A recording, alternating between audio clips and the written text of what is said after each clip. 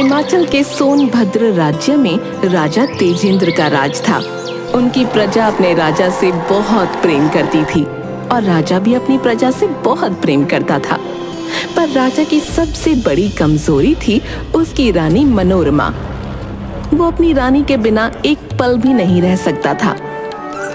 राजा तेजेंद्र का वर्चस्व दिन रात तरक्की कर रहा था।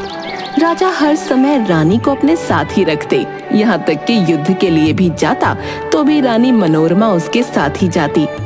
एक दिन हिमाचल के जंगलों में राजा ने अपना डेरा डाला था।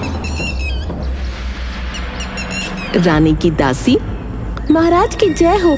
महाराज, महारानी की तबीयत कुछ ठीक नहीं लग रही है। क्या हुआ हमारी महारानी को?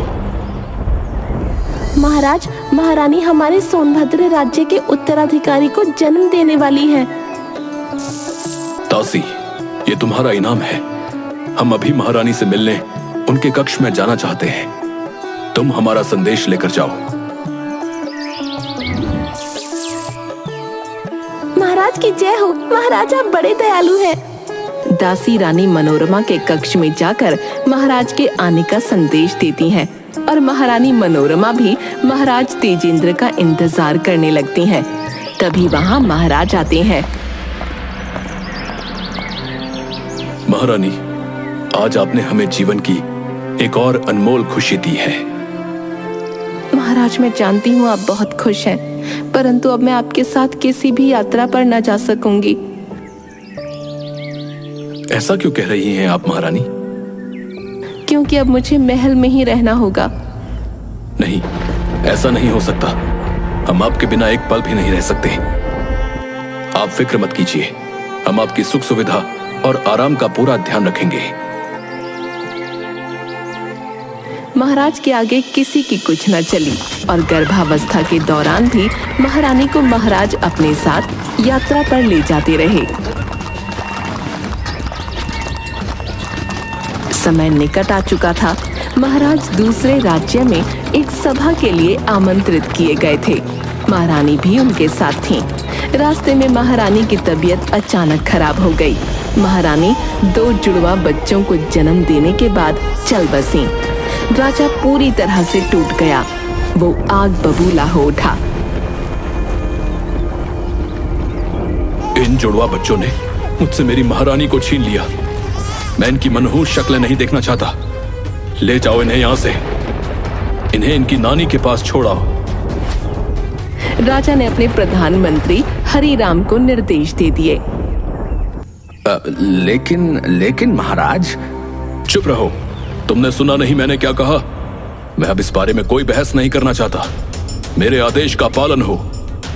जी महाराज, जो आज्ञा महाराज। एक और बात, आज के बाद मुझे मेरे राज्य में कोई बच्चा दिखाई नहीं देना चाहिए। उन्हें यहां से भगा दो। महाराज, ये ठीक नहीं होगा। क्या मतलब है तुम्हारा? महाराज, प्रजा अपने बच्चों के बिना मर जाएगी। ठीक है, बच्चों को राज्य से बाहर मत भेजो, पर उनका बचपन समाप्त कर दो।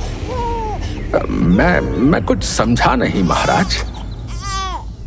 मैं चाहता हूं कि बच्चे अपना बचपना छोड़कर बड़ों की तरह व्यवहार करना सीखें। आज से सब बच्चों का उछल कूद करना, खेलना और खिलखिलाना सब बंद। पर क्यों महाराज?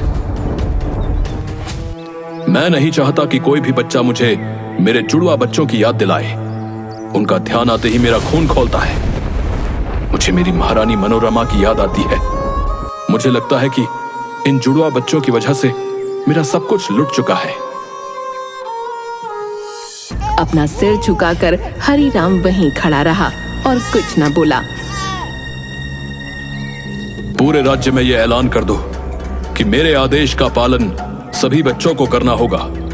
उल्लंघन करने वाले बच्चे को राज्य से सदा के लिए निकाल दिया जाएगा और उसके माता पिता भी दंडित होंगे।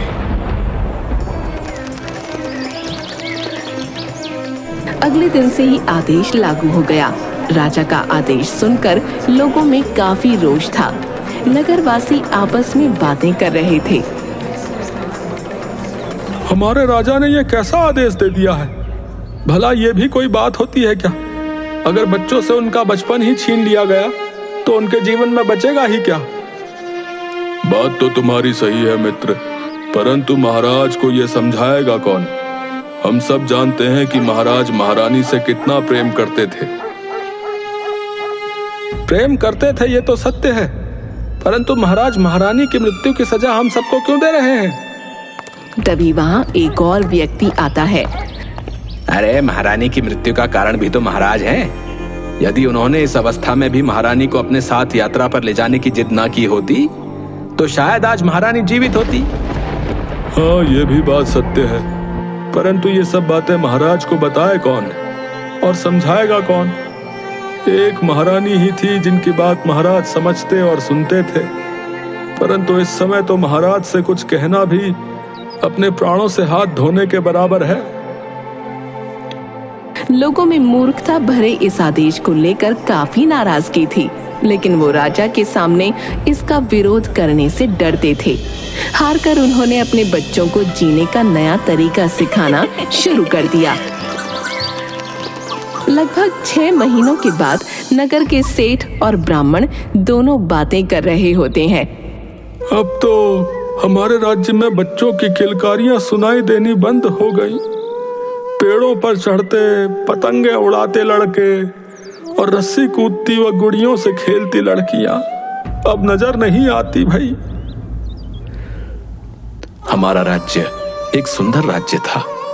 तरह तरह के फूल, विभिन्न आकार के आकर्षक पेड़, मीठे फल, कई प्रजातियों के पशु पक्षी इस प्रदेश को प्राकृतिक सौंदर्य से परिपूर्ण राज्य बनाते थे। लेकिन सब कुछ बदलने लगा है। पक्षियों ने चहचहाना छोड़ दिया। जिन बुलबुल और पपीहों की कूकू से हम नगरवासियों की सुबह होती थी, वो शांत होते जा रहे हैं। हिरणों का कलोल करना और गाय भैंस के बछड़ों का उछल कूद करना सब समाप्त होता जा रहा है। रसीले आम, सेब और अमरूदों से लदे रहने वाले पेड़ अब उजाड़ दिखते हैं। जैसे जैसे समय बीतता जा रहा है, हालात और खराब होते जा रहे हैं। वरुण देव भी प्रदेश से नाराज लगते हैं, जिस कारण वर्षा भी नहीं हो पा रही है। धीरे धीरे हालात बिगड़ते ही जा रहे थे। बिना पानी के फसलें बर्बाद हो गईं। किसानों में हाहाकार मचने लगा। एक दिन प्रधानमंत्री हरिराम ने महाराज को राज्य की बदहाली के बारे में जानकारी दी। हरिराम की पूरी बात सुनकर महाराज ने घोषणा की, हमें देवताओं को शांत करना होगा, अनुष्ठान पूजा का भव्य आयोजन करना होगा। मेरा विश्वास है कि ईश्वर हमारी रक्षा अवश्य करेंगे। 11 दिनों तक प्रजावासियों ने मिलकर पूजा अर्चना की, पर कोई लाभ न हुआ, बल्कि राज्य की स्थिति और भी गंभीर होती चली गई। कुछ दिन बाद एक दिन महाराज अपने कक्ष में थे, तभी द्वारपाल आया। महाराज, ऋषि आनंद जी पधारे हैं। उन्हें तुरंत सम्मान पूर्वक अंदर ले आओ। महाराज तेजेंद्र की पूरी शिक्षा दीक्षा स्वामी ऋषि आनंद के आश्रम में हुई थी। 5 वर्ष पहले स्वामी जी हिमालय की कंदराओं में तप करने चले गए थे। उसके बाद किसी को उनकी खबर नहीं थी। कुछ ही देर बाद स्वामी जी ने कक्ष में प्रवेश किया। उनके चेहरे का तेज देखते ही बन रहा था। स्वामी जी, आप सही समय पर पधारे हैं। मेरी सहायता कीजिए।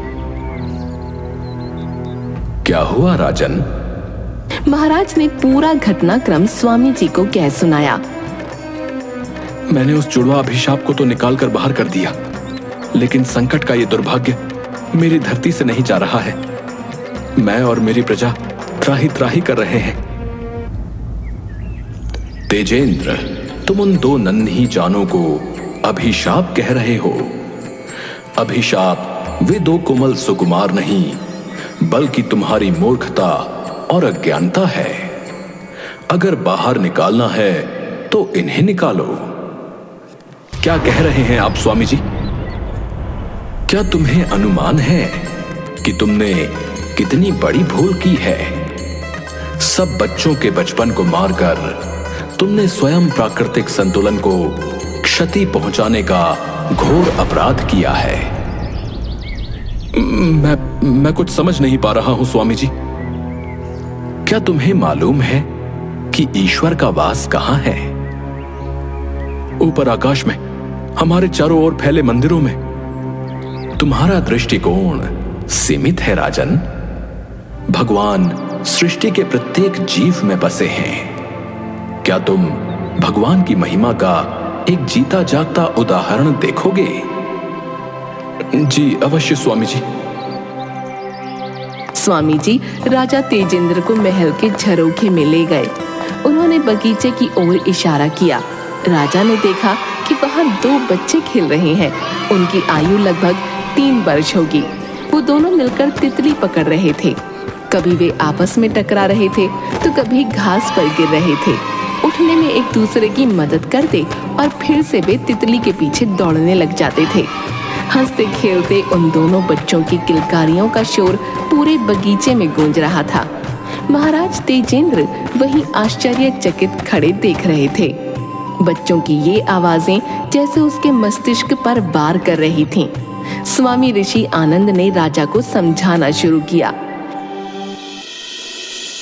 तेजेंद्र, बच्चों में भगवान बसते हैं। वे स्वयं पवित्रता, सत्यता, प्रेम और आनंद की अभिव्यक्ति हैं। कभी ध्यान से किसी बालक का अवलोकन करो, तुम्हें उनमें कभी छल कपट दिखाई नहीं देगा।